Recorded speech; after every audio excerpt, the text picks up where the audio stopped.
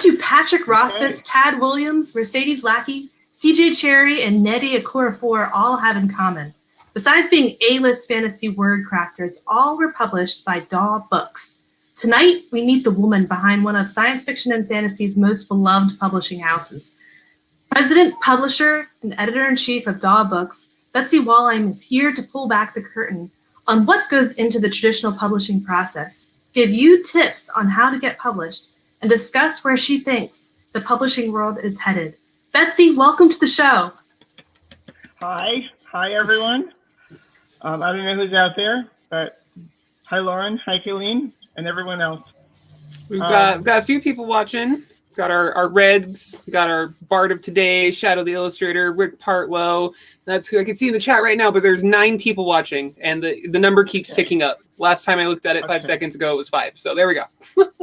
Okay. Hello, everyone. You want to ask questions, or what? Yeah. Well, first off, how was your Thanksgiving? Happy Thanksgiving to everyone in the audience, and happy Thanksgiving to you. Yeah. Thanks. My Thanksgiving was kind of sad. Because of COVID, I couldn't see my daughter or son-in-law who are going to come, and my copy editor is my best friend, because they were all exposed, but they're thankfully negative. Everybody's negative, but they thought they were exposed, so my husband and I just ordered sushi, and well, sushi is delicious. Very quiet, nice. Sushi is delicious, yeah. I'm like touched by that story, but I'm like super touched by your copy editor is your best friend. I love that. She was my best friend before she was my copy editor too. We're about to ask Betsy where DAW Books came from and how it started. But real quick, so how did you meet your copy editor and get her involved in DAW Books?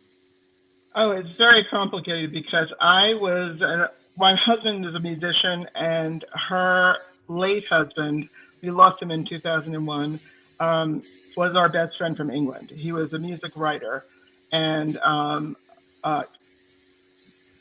collector of psychedelic posters and mostly wrote about rock and roll. And we were very close to him for many, many, many years. He always stayed with us, and he came from London to New York. And one day he had to interview everyone who had worked at the Fillmore East, the old Rock Palace. And one of those people was Mary Lou Capes, who became Capes Platt. And they fell in love at first sight, and they were married within a year, and John moved to New York. And that's how I met Mary Lou. Wow. One of my best friends. So, yeah. And music brought them together, and we're going to hear more about how music brings people together. No, writing. I think writing brought them together because he was a writer. Also, he was a rock and roll, wrote about rock and roll. And she was in the Columbia Masters of Writing program, Columbia University Masters of Writing. And she's also a writer. So she is Still better beautiful. at grammar and spelling and everything else than I could possibly ever be. So awesome. She's fabulous.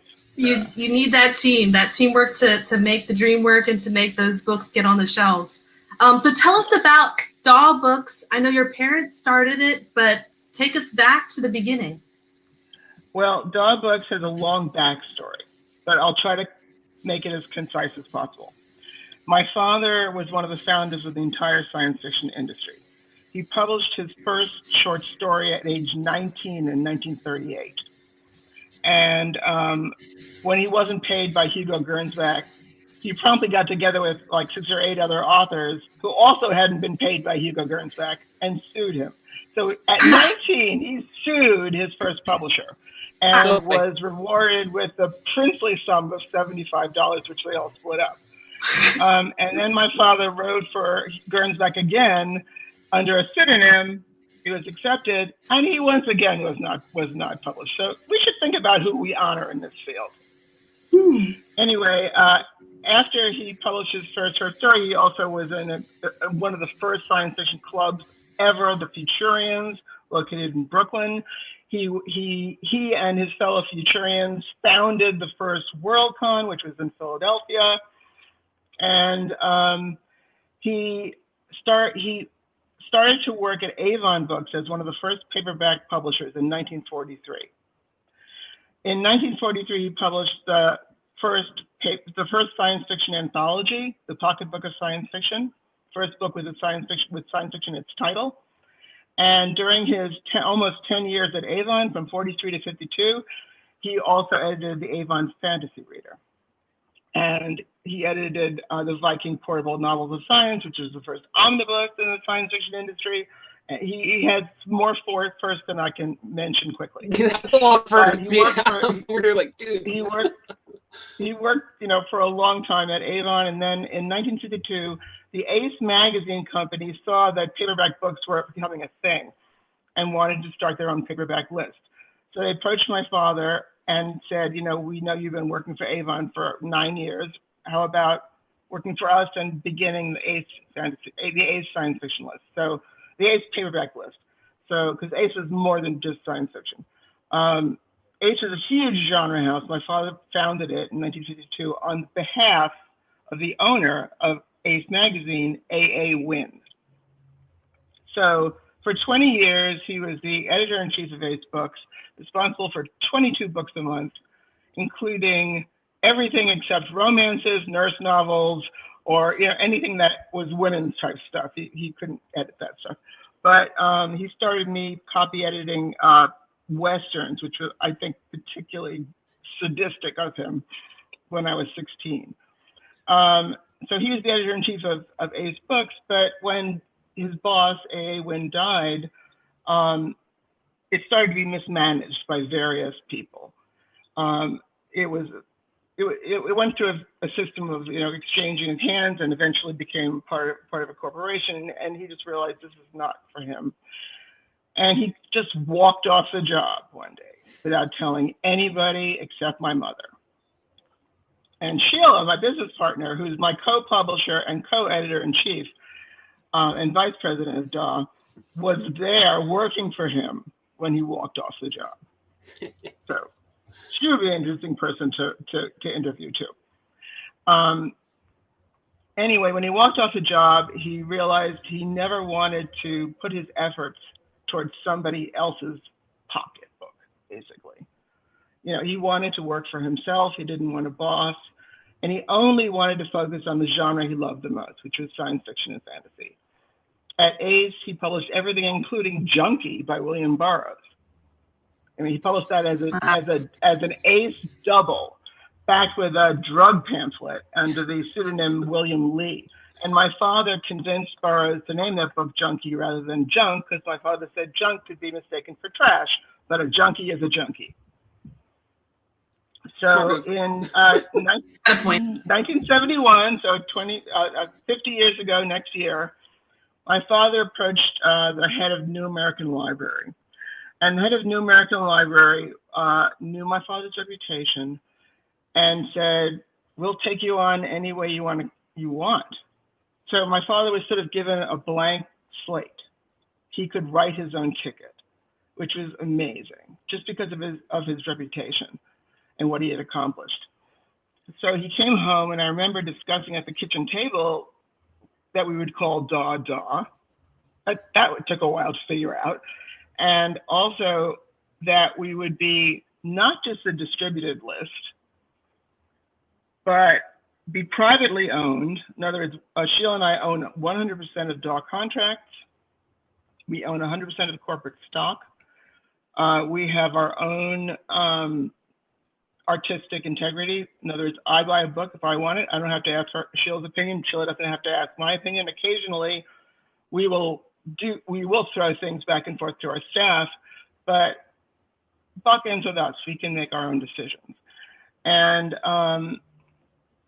so we're sort of a camel, the camel of publishing, in the sense that we're not a horse. And I don't know if you know the analogy of the camel. A camel is a horse designed by a committee. That does make sense. Yeah, but so we're basically we're very unusual because we are not just a distributed list. We are sold as if we were an imprint of our mother company, and we share our profits and we share our expenses, and we use a lot of their departments. We use their marketing. Their marketing people are fabulous. We use their sales force. We use their promotion people. Just we use a lot of their production people are wonderful. And so we have, in a lot of ways, we have the clout of a big company while the privacy and integrity of a small company. The best of both worlds. Yeah. Love it. That's pretty exciting. So what have you seen in the book publishing industry this year at DAW? Have you seen changes due to COVID and the lockdown? Yes, I have to say, thanks to Penguin Random House, we have had a reasonably good year, which is almost remarkable in this environment. Publishing is a profession that can work 100% remotely, except printers and warehouse distribution. So all year we've kind of basically lived in fear that one of the warehouses might go down, but it didn't. But this is what we were fearful of. And just lately, the printer has been slowing down. I mean, you have to remember the warehouses, there are 4 of them, I believe, warehouses and printers are all on partial staff.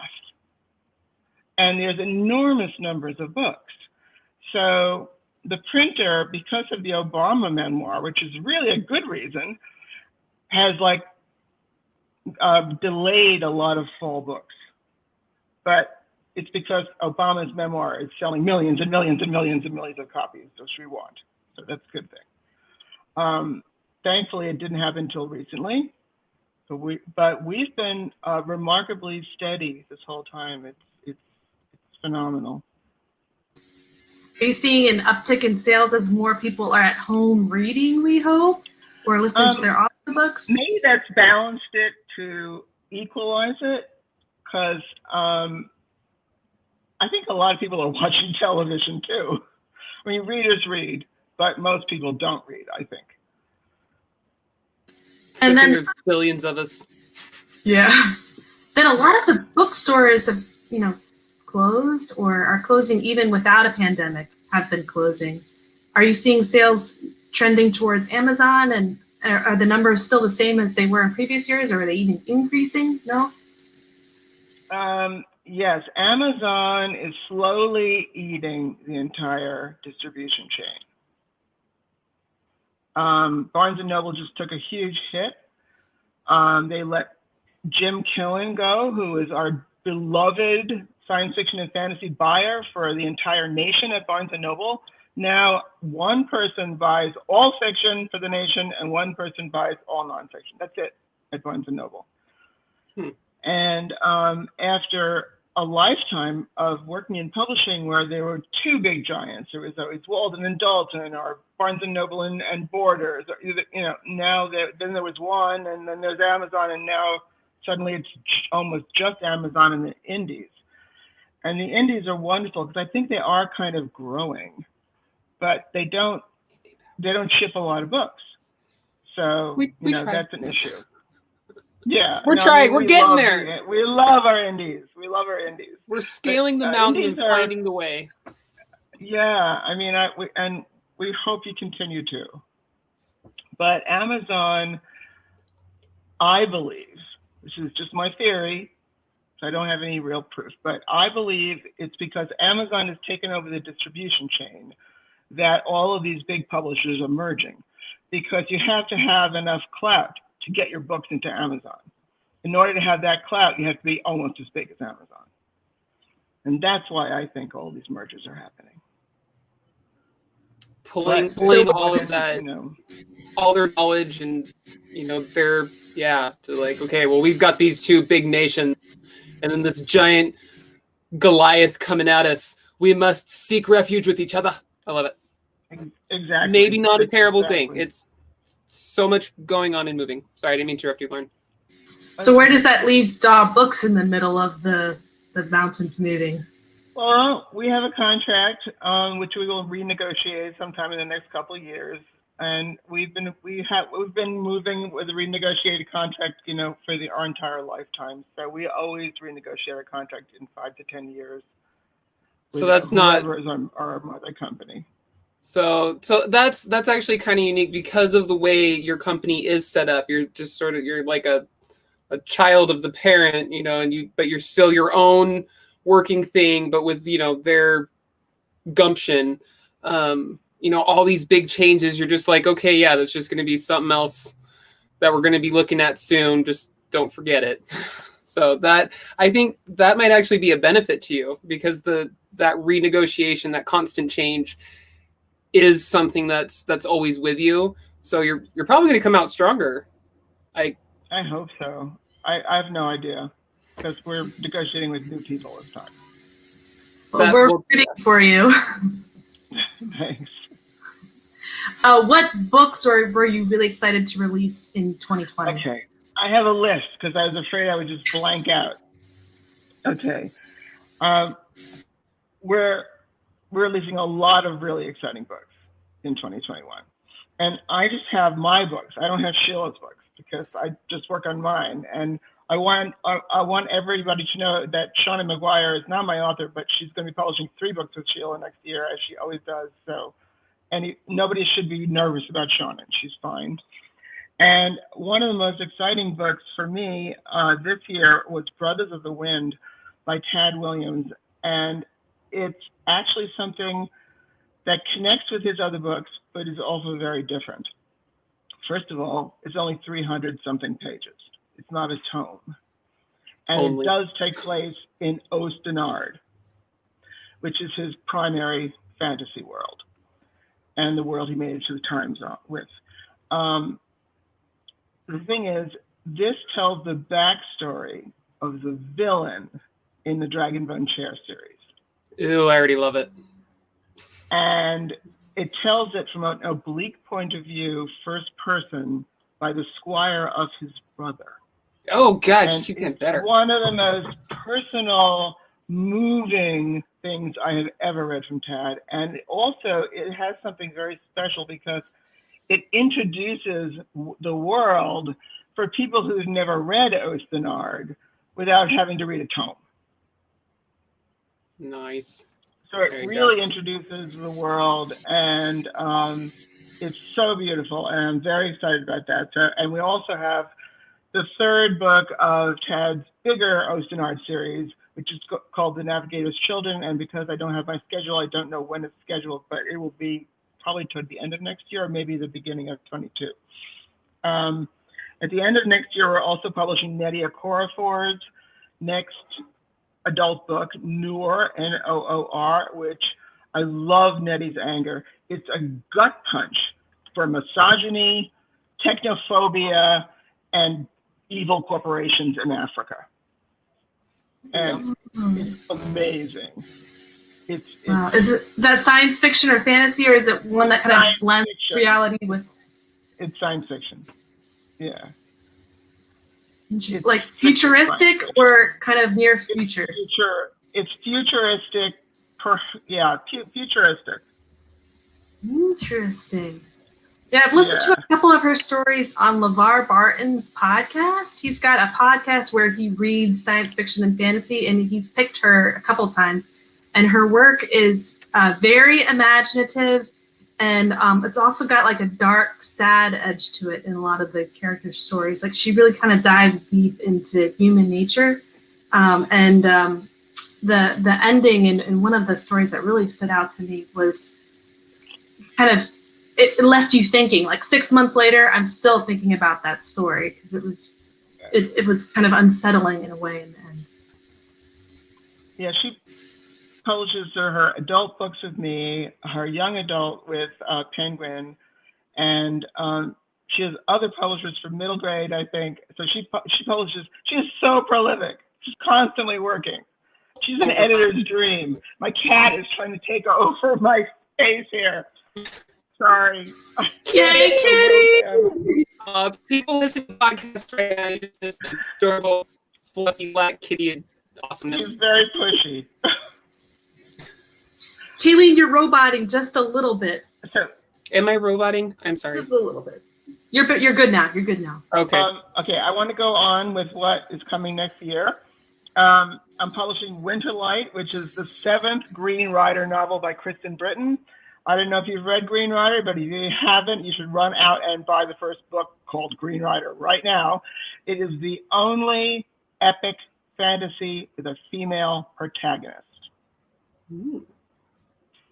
There we go. And also, Kristen was a national park ranger. So she wanted to write about esprit de corps. And it's about a magical messenger service, messengers to the king. But each messenger has an individual small magic, and they're all different. And our heroine is incredibly obstinate, willful, independent, and everybody will love her. That's all I can say. Ooh, that sounds good. And the day I found Kristen's Green Rider in Slush was a wonderful day. And I highly recommend the Green Rider series. You will never regret reading it. One of our employees actually came to us, Leah Span, because she was a Green Rider fan. So, wow. Okay. And for Mercedes Lackey, of course, we'll have the usual Valdemar and the Elemental Masters, but these are a little special, more special than average, because I have been trying to get Missy to write a particular story in Valdemar for decades. The story of the founding of the kingdom by King Valdemar. Yes! And that's what we're publishing next year. Wow. Nice. Yeah. This is a lot of readers have been waiting for. Also, Elemental Masters is the first book in that series to take place in America. What? Yes. The next Elemental Masters novel is named after a song, Jolene. Oh my goodness! Takes place in coal mining country in the United States. Oh my goodness, mind blown. How? What? Yeah. Oh, I gotta read this. You're gonna have to read it. Yeah. Okay, and also one of my absolute favorite authors to work with, C.S. Friedman. She writes all different things, but in 1998 she wrote a book called This Alien Shore, which is a book about human diversity in a way that most people don't think about it. And it was a New York Times Notable Book of the Year, the only DAW book that has ever been a New York Times Notable Book of the Year. And this year, she is bringing out This Virtual Night, which is a sequel.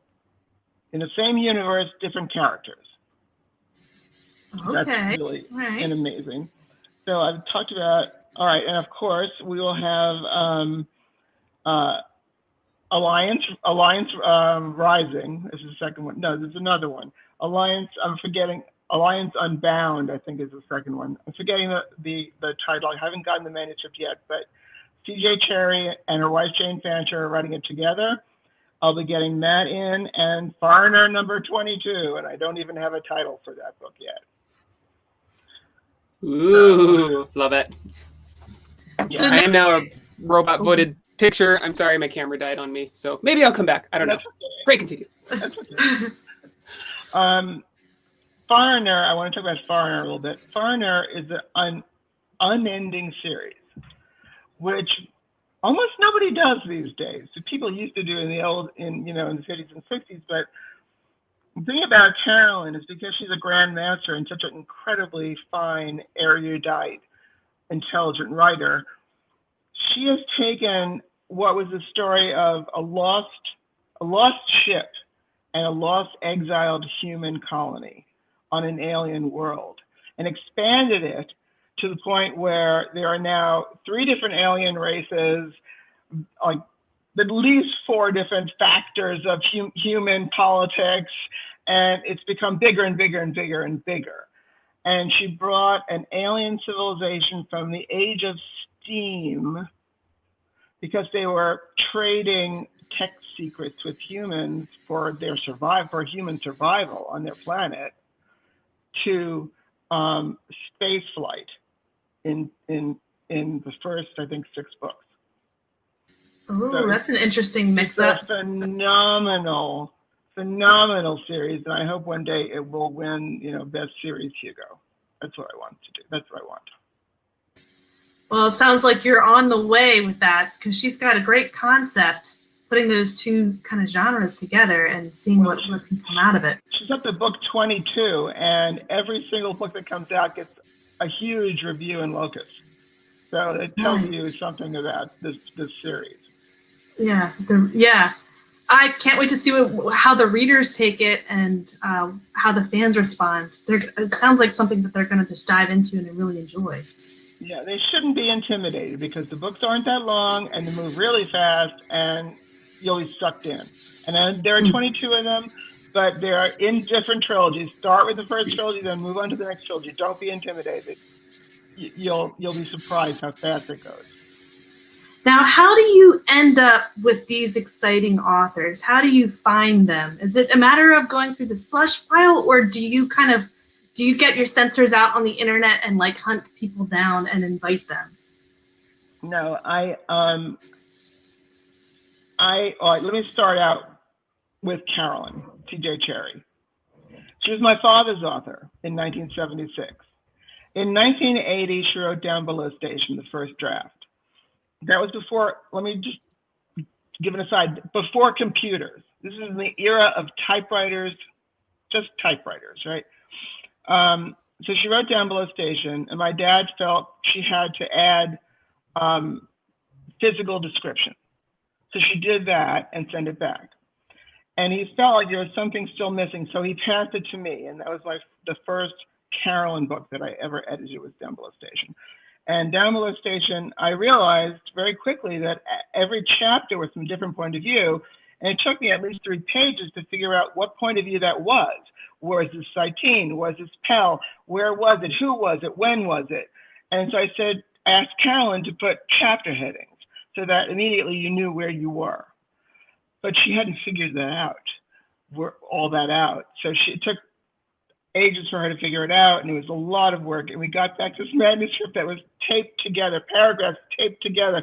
Every single page was taped together. I was so terrified I was going to lose paragraphs when I Xeroxed the manuscript. But thankfully, nothing was lost, and it won the Hugo despite the fact that it was a paperback original. And everybody told Carolyn that a paperback original, especially from DAW, that pulpy house, could never win the Hugo. It won. Boom, mic drop. So, yeah, that was a huge, huge victory for us. That is awesome. That's kind of funny that they. As DAW is pulpy. Pulpy to me just means like people love to read it. People love to read these books. I think pulpy was definitely a put down back then. But yeah, I don't think it means what it means now. No, we've grown out of that definition actually. So we're no longer considered pulpy. With a Hugo on it, so. But and Shannon, I think, has gotten more Hugo nominations than any single author, and she's still really young. So, but like for example, Tail Chaser's Song by Tad Williams. That was his first novel. It's a cat fantasy. Anybody who loves cats should read it. My father loved cats. We got this crumpled, dog-eared manuscript that had been rejected by Del Rey because Lester Del Rey rejected anything that didn't have a human protagonist automatically. Best thing he ever did to us. Anyway, so my father started reading Tail Chaser's Song, and he said, "This guy really knows cats. Here, make this one of our hardcovers." That's how I got Tad as a writer. That's hilarious. And the reason we have Mercedes Lackey, I have CJ Cherry to thank for that. And that's the most unlikely author pairing you could ever imagine. But they both lived in Oklahoma. They're both filk singers. And Misty is also a songwriter, and she wrote such beautiful songs for the Channer series by CJ Cherry that Carolyn said to her, "Do you have a novel? Why don't you write a novel? You're a good writer. Write a novel." So she wrote the first draft of Arrows of the Queen, and Carolyn brought it to me. And I read it, and Misty wrote 3 more drafts. And then we published it as Arrows of the Queen, and 6 months later, the second book, and 6 months later, the third book, and it was a mid-list book that just took off, something that really can happen these days, unfortunately.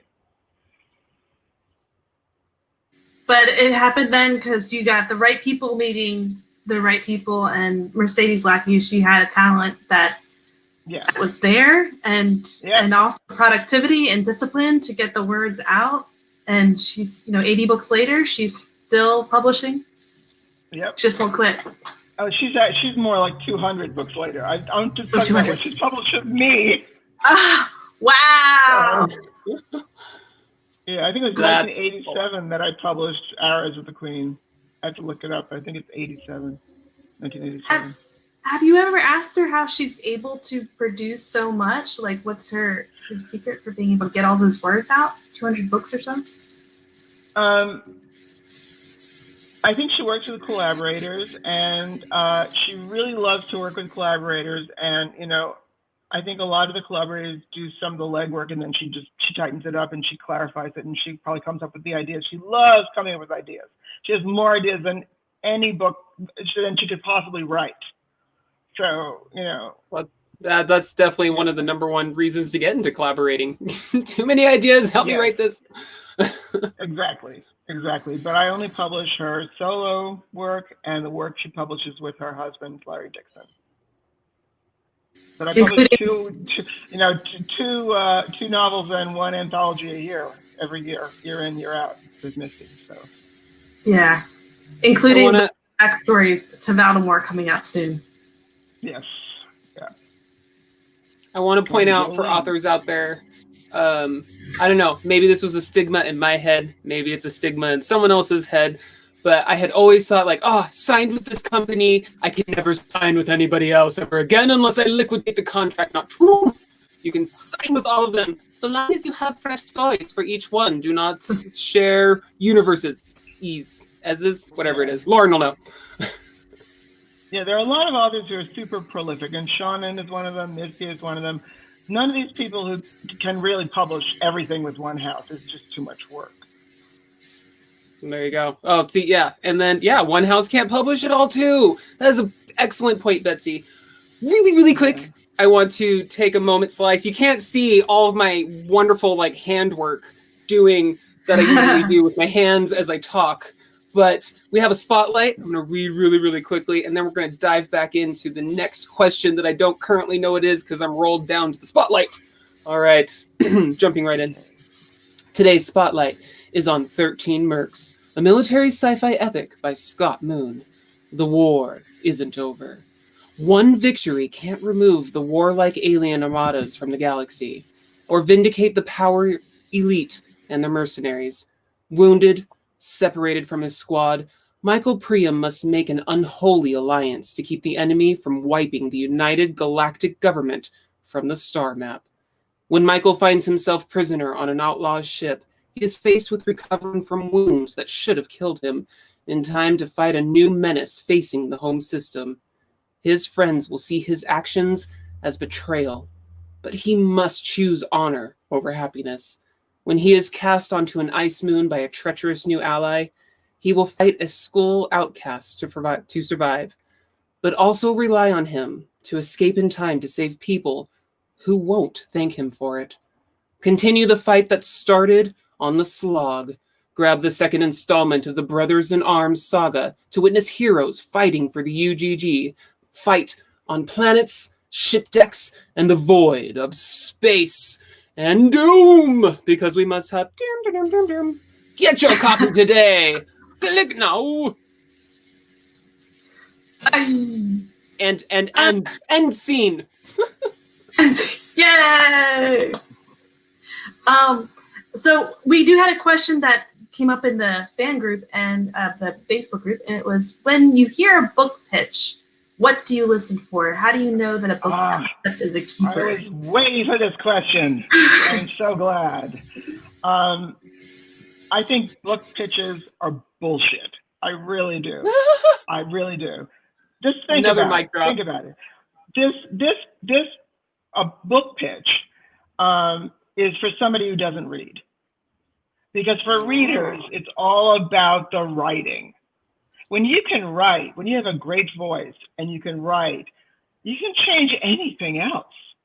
It's not, I mean, if you can't write, there's no story, no matter how amazing you can, a pitch you can come up with, that you can write. You have to be able to write. It's all about the writing. That's how I feel. I mean, I see younger editors, tweeting, what about this idea? What about that idea? How about this? Why doesn't somebody write this? And I just think it seems idiotic to me. I mean, I look for the voice.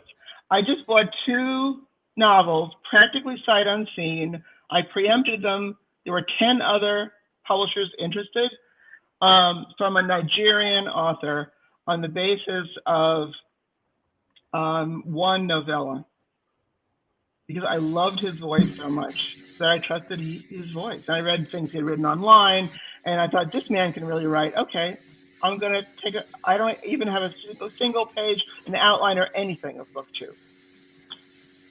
And it's so you knew his voice, you knew how he was wrapping up all the things and building up all the tensions, and you're just like, I want a story from you. Bring it. I just knew he could write beautifully with feeling, and I thought, this guy could write. That's what it's all about, isn't it? Someone who can write. Oh, I mean, my goodness. A person can always alter what they're writing. Oh, yeah. Betsy's my new favorite person. Pardon? Betsy's my new favorite person. It's all about the writing. Come on. It is. I mean, when I read the first page of The Name of the Wind, it was a mic drop. I called his agent. I said, I have to have this book. I have to have this book. He said, we have other people bidding too. He's like, I have to have this book.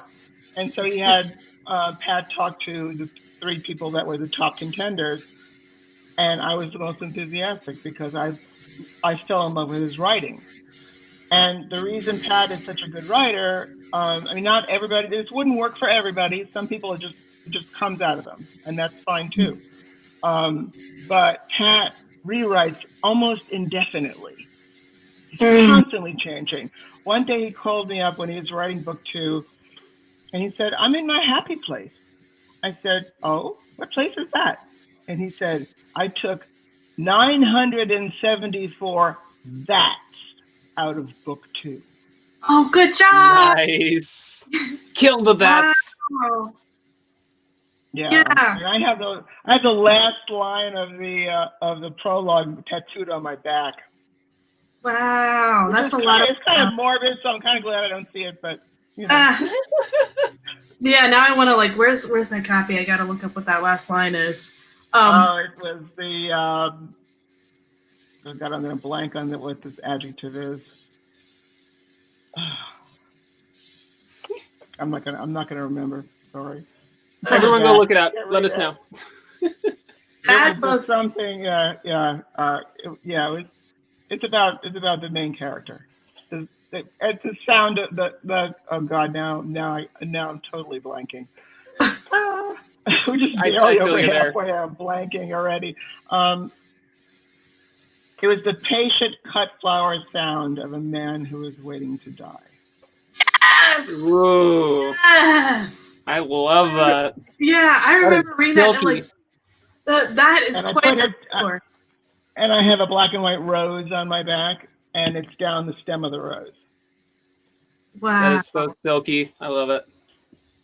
And my only other tattoo is a character from Otherland. My favorite character from Otherland, Beazle, and that's on my leg. That's from Tad Williams' Otherland. Betsy, I started reading that book, chapter 1, and I was like, "This is so good," and I skipped right to the author thanks section where he thanked everyone who helped him. And Kevin J. Anderson he's a friend of the show, and he was thanked in it. But your name was thanked as the editor, so I was like, I've got to meet this editor. So I stalked you on Facebook, and you actually accepted my friend request. And then months later, I gathered up the courage to ask you on the show, and now here you are. Because I pretty much say yes to everybody. I vet people by what's on their Facebook page. If I think they're going to be a troll, I won't friend them. Yeah. Oh, you got a good Facebook page, Lauren. Information, I won't friend them. You know.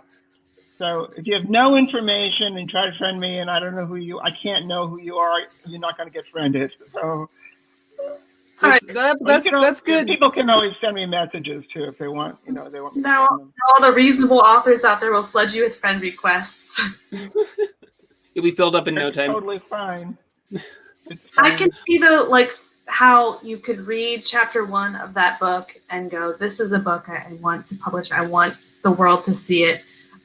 What are some other traits in a book that you look for, that this book is going to be beloved by fans? It's going to be a bestseller. What strikes you about a book? Let me talk to you about a book that I didn't know was going to be a bestseller, and I bought because I felt it was so important and had to be published, and that is Who Fears Death. Who Fears Death, I think I flabbergasted Nnedi's agent when I bought that book, because everybody else in the entire industry had rejected it. It was, it's a book that I knew in 9 pages I had to work with this author for the same reason. She pulled me in with her writing so thoroughly, and I was invested by page 9. And I said, I must I must publish this woman. I have to publish it. And I read the book and needed a little work, but nothing I thought was going to be terrible. It was something logical. Nnedi agreed. And I called her agent. I said, I must publish this book. And he said, really?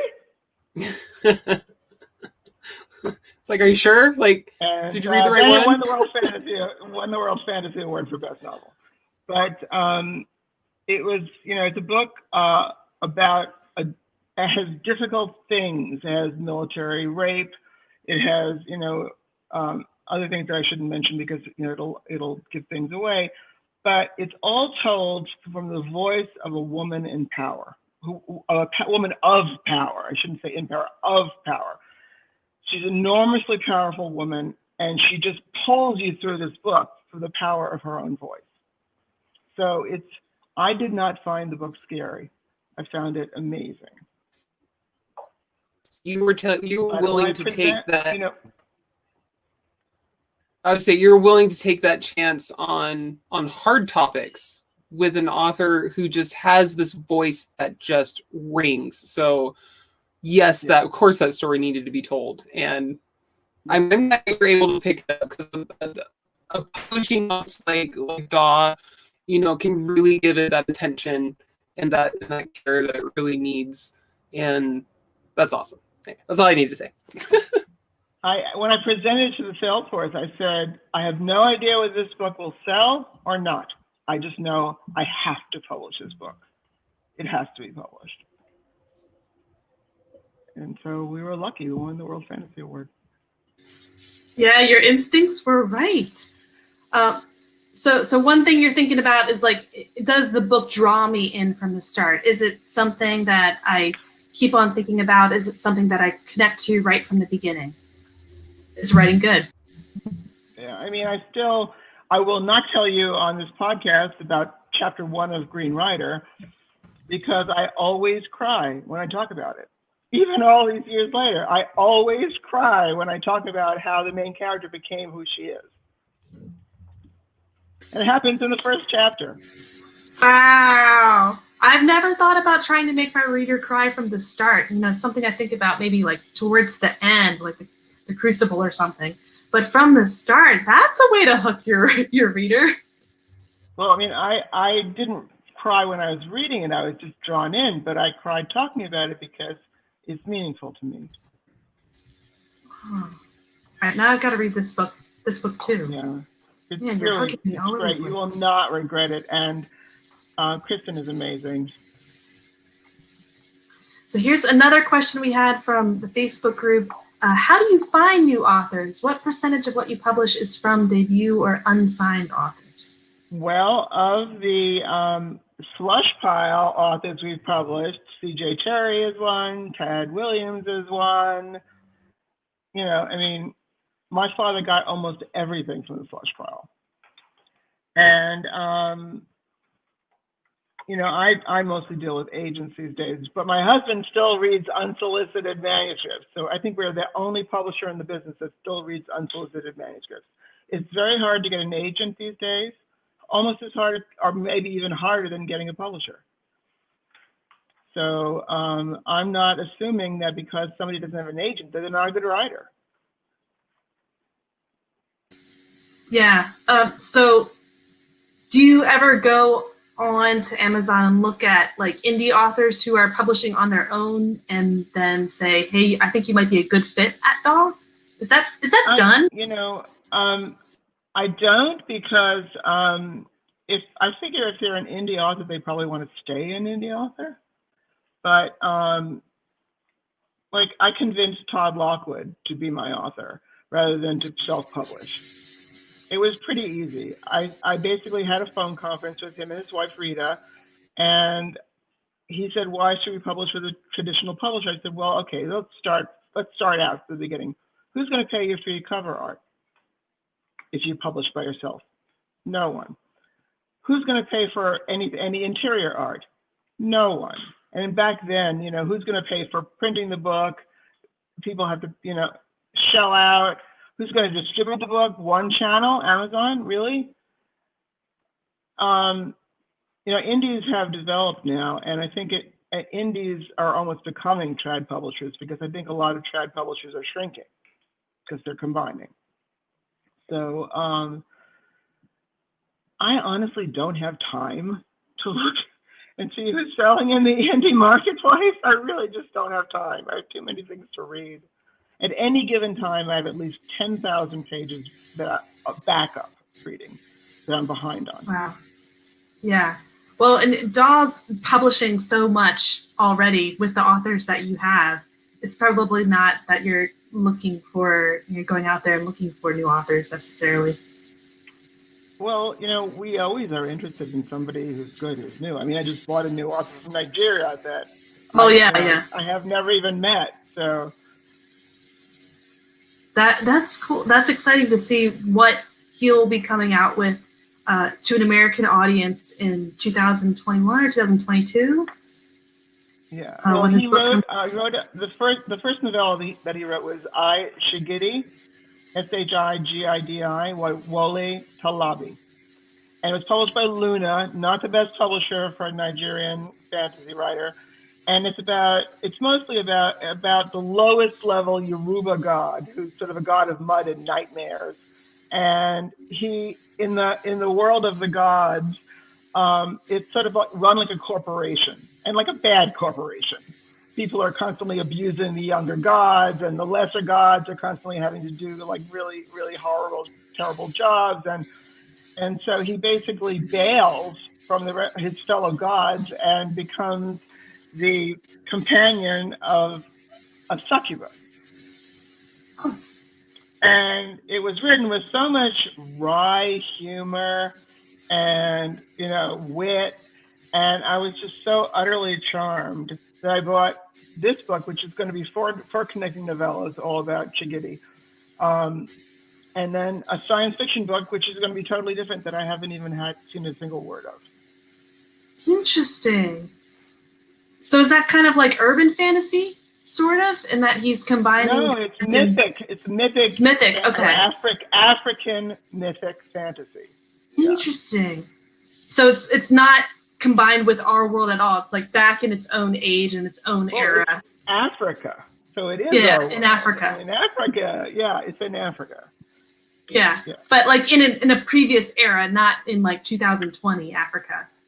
I don't know about his science fiction book. That could take place in the future, I assume. Ooh, okay.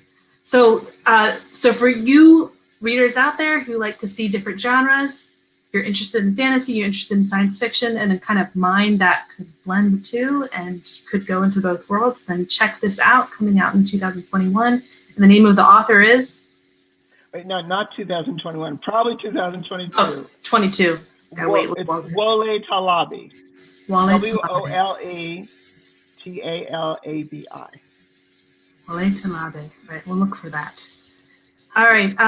So next. So Oh, go ahead. Go ahead. Because I know we're getting down to our last 10 minutes. We may go a little bit longer. That's up to Betsy. But I'm really curious with our. Do you mind if I skip to number 13? Go for it. Okay, so I'm really curious about this one because do I sound like a robot first? You sound great. I'm afraid to talk. Okay, I'm going to talk sort of fast before I turn into a robot. So we've chatted a little bit about, that you've picked up authors. It's really that voice of the writing that super attracts you. It's not so much their excellence in it, the log line, their prose narrative. So you're roboting now. Now I'm roboting. Gosh, dang it! Am I robot? Am I still a robot? No, we hear you good now. Okay. What's the best advice you can give someone who's looking to go to the trad pub route, even if they are indie? And does being indie either help or hurt their chances? Being indie could do either, depending on how the book sold. Okay, that makes sense. 50 Shades of Grey was fanfic, wasn't it? Mm-hmm. Yeah. Sold really well, really well. Betsy rolled her eyes. If you're listening on the podcast, Betsy rolled her eyes at that. So what's some advice that you can give? Because there's a lot of indies who watch our podcasts. What's some advice you can give us that someone like you, would give to better our chances at sort of getting into the trad pub route? Well, if you were to submit to DAW without an agent, we will still read your book. My husband will. And if you have a cover letter which says I've written 8 books and published them independently and they've been this and thus successful, I don't have an agent, so that's why I'm submitting directly, then we'll know that you're a published author. So stick to the facts. Stick to the facts. Maybe keep it short and to the point. If you've got sales, DAW wants to know about those sales. And maybe submit the first chapter of the book so you can get a taste of the writing. I prefer the whole book. The whole book. Yeah. Because he reads it. Get the husband to read it. Yeah. All right. So before I turn into a robot, make y'all selves look pretty. Give the facts. Give them hard. And send the whole thing. All right. There we go. I'm muting. Okay. So we were asked a couple questions. Ronnie Smith's asked, what do the market trends suggest that you ought to publish versus not publish? So what do you see in the market trends? What are readers interested in? What kind of books are you looking for? I almost never pay attention to the market trends. I try to publish books that are unusual, different, have a real strong voice. I just look for the voice, but if I want to hear, urban fantasy is kind of over or kind of going down. It's not. I think jumping on any bandwagon is a mistake. I think you have to write from the heart about what you want to write about, and if you do, it'll show. And I just hate talking about trends because they're just jumping on. You're just jumping on bandwagons to think about trends. She just keeps becoming more and more. I think good writing will always sell. Like Saladin Ahmed was a dropout from a PhD in poetry program. He got really sick of people saying, I wrote that line because it sounded good to me. No real reason, right? And he decided to write fiction. And his fiction is one novel. He has 2 more novels, which he will eventually write, but right now he's working on comics. His one novel was nominated for every single award in the industry because he can write. I can't stress that enough. Learn to write. You want to be a writer? Learn to write. Make sure your craft is as tight as possible. Yeah, so keep reading those books, keep reading the excellent authors that you love, and then work on your craft. And like you said, Patrick Rothfuss, he's rewriting and rewriting and rewriting his stuff. That's why those first 2 books were so good. And yeah, that's why we love his stuff. Okay, next, Christiana. Slow Regard, too. Let's not forget Slow Regard. It's a novella, but it's one of the best pieces of writing he's ever done. Yes, Marjorie Meadows says, yes, you can tell when it comes from the heart. Marjorie is my dear friend. Oh, hi, Margie. All right, Christiana Johnson asks, does DAW have hybrid authors? So authors who publish on their own and also publish with a traditional publisher. Does DAW's contracts require exclusivity or first rights? It depends on the contract. It depends on which, every single agency.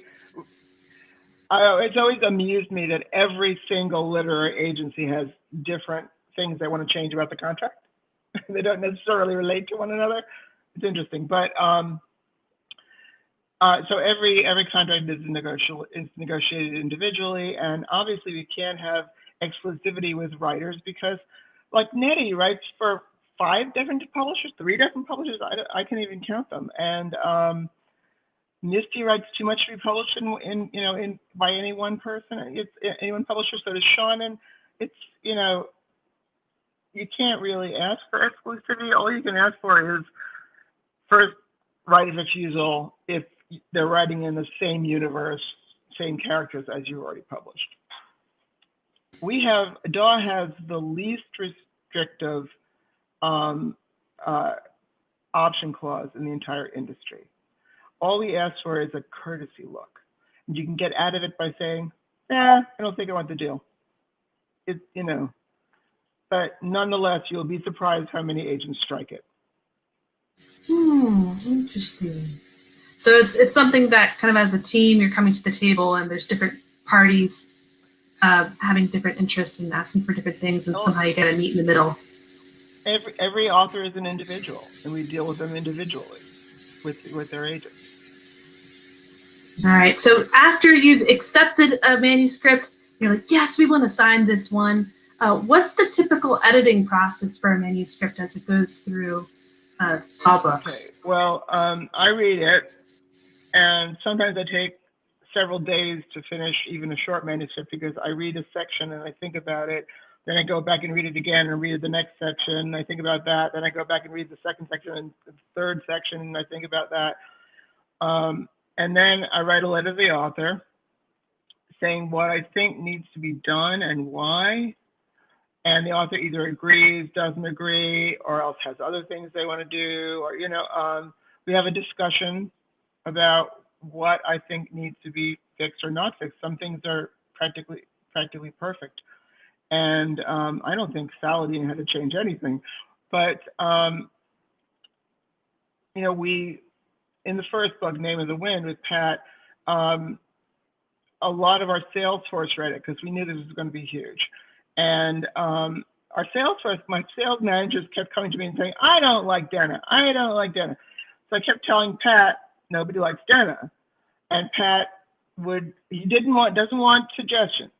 Pat is the easiest man to edit in the world. He wants bullet points. The beginning doesn't work. The end doesn't work. People have problems with Denna. This scene bothers me. He just wants bullet points because he doesn't want any suggestions. He's very contrary, and he says, even if you have the best suggestion in the world, he will go out of his way not to take it because it's your suggestion. He's very open about it. He's very upfront. I got that sense. And he does know his book better than anybody else does. He does. 1,000 times, so of course. Right. I actually had another question about that. Name of the Wind, it's set in a frame story. So there's like the current time, and then the main character, he's talking about what happened to him years ago. He's actually telling the story to a listener who's another character. And then the story keeps on hopping back and forth between present time and the past time, and the storylines are all weaving together. So was that in the original manuscript, or is that something that kind of came that was in the original manuscript? That was. Wow. And, of course, the backstory catches up to the front story.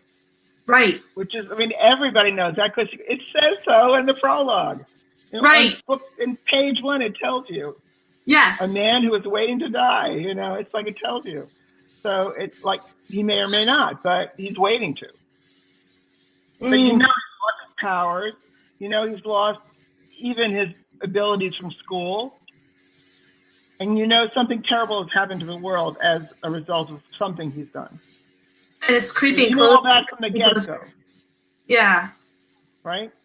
Right. Right. And by the end of book 2, we start to have hope about a possible solution that maybe he just hasn't agreed to yet or decided to embark on, or, you know, whatever it is, something's holding him back. And we'll maybe find out one day. Maybe. I know, but I am not at liberty to say. Okay. All right. Bum, All right. bum, Guys, bum. podcast, she is smiling. There's a smile there. She wants to tell us so bad, and hopefully I'm not a robot. No, I don't. I don't want to tell you. I don't want to tell you at all. Oh, She doesn't. dang it. Wait, so it's a sad smile. Oh no. I will say something very interesting though, because I read this online for fans. You know, fans were saying, they asked Pat what the next trilogy is going to be, and he said it's about the world, and they were like, nah. He was literally telling the truth. So. Oh my goodness. Wow. Okay, so we've got so many. I wouldn't have said that if Pat hadn't said it himself. That's right. Yeah, and public. He also said that when the book does get announced to be released, that he will tell his Twitch channel immediately, and there will be a party. He's promised us that, so we will know when the announcement is made.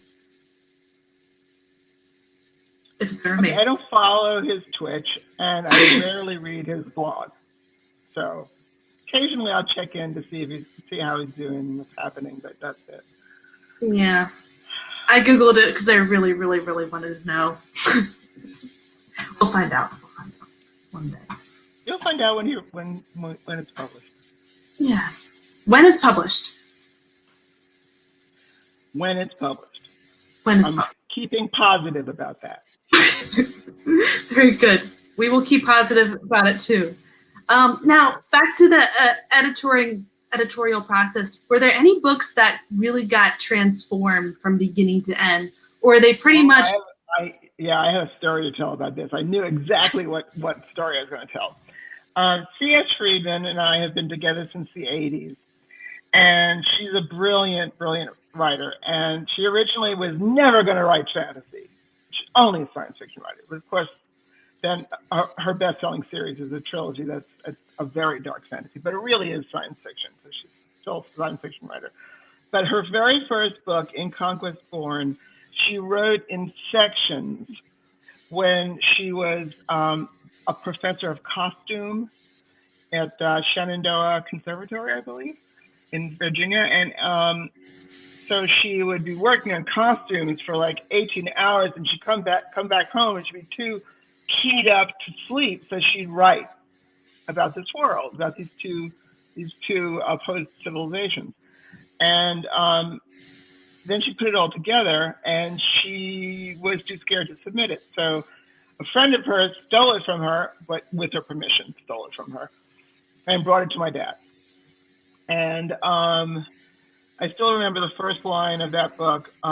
He stood like a statue, perfect in his arrogance. Well, yeah, she's an amazing writer. But that book didn't have a shape because it was never written as one uniform thing. It was pieces of writing. So we went through a process that she kind of cheerfully, kind of not, refers to as the shredding. When we edited this book, we took all the chapters apart and we reorganized all of them. And we had to eliminate, I think there were about 4 to 6 chapters about a character that didn't really connect with anybody else. And even though they were really good chapters, it was a really good character, it just didn't connect to the story. And this poor character got dropped. But the shredding, I think, is So probably the most amusing story of, total shredding, but you gotta make the pieces come together. You gotta find that central conflict, and you gotta find those themes that kind of pull together, and make it all cohesive and unified. So yeah, if a character, even if you love him, just doesn't fit in with the main storyline, he's gotta go. Yeah. I have to say that's a beautiful way to look at the editing process. Like for some, maybe many authors, you get edits back from an editor and you're just like, oh my God, it's bleeding red and why all these things? It's because we are trying to tie the pieces together. We're finding that strongest voice, that strongest point, the biggest threads. And, we don't take out all the tiny threads, but if it's really just from, left field on another ballpark, across town, probably shouldn't be in there. But yeah, no, I love that story for that reason. So thank you for sharing it. My pleasure. All right.